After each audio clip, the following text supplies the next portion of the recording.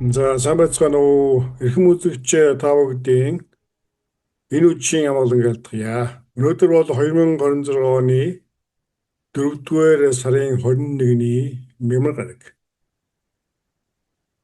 За Ираны дайнтай холбоотой Персийн болонд болж өрнөж байгаа үйл явдлуудын сүүлийн үеийн товч мэдээллийг хүргье. За өмнөх 7 хоногийн мэдээгээр бас мэдээлж байсан Пакистан улсын хувьд Америк Ираныг зуучилж дахин дээд хэмжээний уулзалт яриа хэлэлцээр хийлгэхээр бэлтгэл ажил базааж байна гэсэн ийм мэдээлэл бол гарч ирсэн. За тэгвэл энэ мөрөөр бол өнөөдрийн өглөөний байдлаар бол дэд эргэлэгч JD Vance Пакистан улсыг зориулсан тэрч байтугай зарим мэдээллийн хэрэгслүүдээр JD Vance-ийн хувьд Пакистан улсад хүрэлцэн очсон байна гэдэг ийм мэдээллийг бол гаргаж ирсэн. За энэ бол мэдээж Пакистан улсын зуучлалаар дахин яриа хэлэлцээр хийх хүчин чармаалттай холбоотой. За өдөрт мэдэж байгаа Америк, Иран хоёрын хооронд түр гал зогсоог хэлэлцээр байгуулсан нь үндсэндээ маргааш дуусгар болж байна.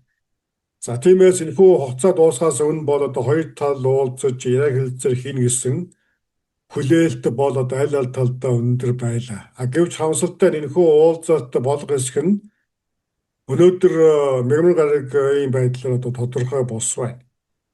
За энэ бол гол төлөв Иран улсын эсрэг үзэлттэй холбоотой. За үүний учир бол өчигдөр даваа гарагт Америкийн тэнгисийн цэрэг энэхүү Персийн болонгийн дайн эхэлснээс хойш анх удаага Ираны далбаатай онгоцыг зогсоож тэрж байтугай хөдөлгүүрийг нь буудаж гэмтэн улмаар онгоцыг эзэлж явсан ийм үйл явдал болсон. За энэ үйл явдал бол үндсэндээ Арабын тэнгист бараг 6 цаг орчим үргэлжилсэний эцэст ийхүү Америкийн тэнгисийн цэрэг Ираны онгоцыг эзэлсэн гэдэг хүчээр хяналтанд оруулсан гэдэг ийм мэдээлэл байгаа.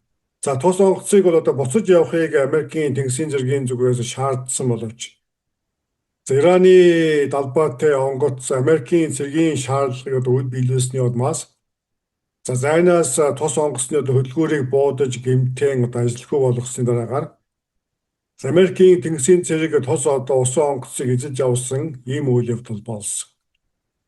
Үүнийг бол Иран улсын зүгээс хүчтэй эсэргүүцэж байна. Энэ бол олон улсын хэм хэмжээг зөрчсөн, нүүбийн дүрмийг зөрчсөн ийм террорист ажиллагаа болсон. Үүний ч улмаас Иран улсын хувьд Америкийн нэгдсэн улстай дахин яриа хэлцээр хийх боломжгүй гэсэн ийм байр суурийг илэрхийлж байна. За ингээд одоогийн байдлаар бол үндсэндээ Америкийн талаас болон Ираны зүгээс энэхүү яриа хэлэлцээр болох хэсэг аль бие болсон мэдээлэл бол хараахан гараагүй. За цагаан ордны хувьд дэд эргэлэгч Пакистан руу яваагүй гэсэн мэдээллийг өнөөдөр бол аль бие ёсоор хийж байгаа бол. Мөн Иран улсын зүгээс Пакистан улсад ямар нэг хэлэлцээр хийх бэлтгэл төлөвлөгөө байхгүй гэсэн. Ийм мэдээллүүдийг бол хийж байна.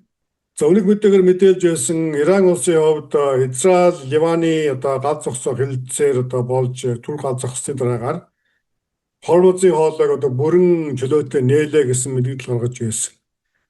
За гэвч үүнтэй зэрэгцээд Америкийн зүгээс Хормузын хоолойд Ираны холбогдолтой далайн тээврийг бүрэн хяналтанд авч хязгаарлаж байгаатай холбоотойгоор Иран улсын хувьд эсэргүүцэл илэрхийлж улмаар энэхүү Америкийн үйлдэл бол гал зогсоог хэлэлцээр зөрчсөн гэдэг ийм мэдээллийг хийсэн.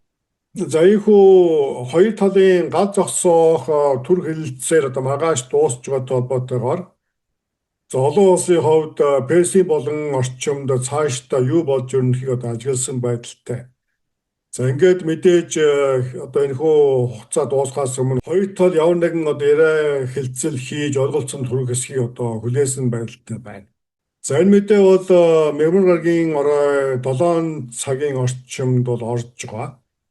За энэ цаг хугацаанд бол Ираны талаас бас нэгэн ноцтой мэдээллийг бол гаргаж байна. За энэ бол хэрвээ Америкийн тал Хормузын хоолойд Иран улстай хамаарах далайн тээврийг нэгээгүй нөхцөлд Иран улсын зүгээс цэргийн хүч ашиглан нээнэ гэсэн ийм ноцтой мэдээллийг бол хийж байна. За ингээд ямартай ч гал зогсоо хэлэлцээр дуусж байгаа энэ цаг үед За сургалтөгч талуудын зүгээс ямар нэгэн одоо дөрвөлтэй яриа хэлэлцээ хийгдээгүй байдалтай байна. За тиймээс энэхүү үйл явдал цаашдаа хэрхэн өрнөх нь маш сонирхол татсан үйл явдал болох нь ойлгомжтой байна. Тиймээс маргаашийн мэдээгээр энэ тухай шинжилсэн мэдээллийг хүргэх болно. За ийхүү өнөөдрийн тож мэдээнд анхаарлаа хандуулсан үзэгчдтэй баярлалаа. Дараагийн мэдээгээр удахгүй уулзъя.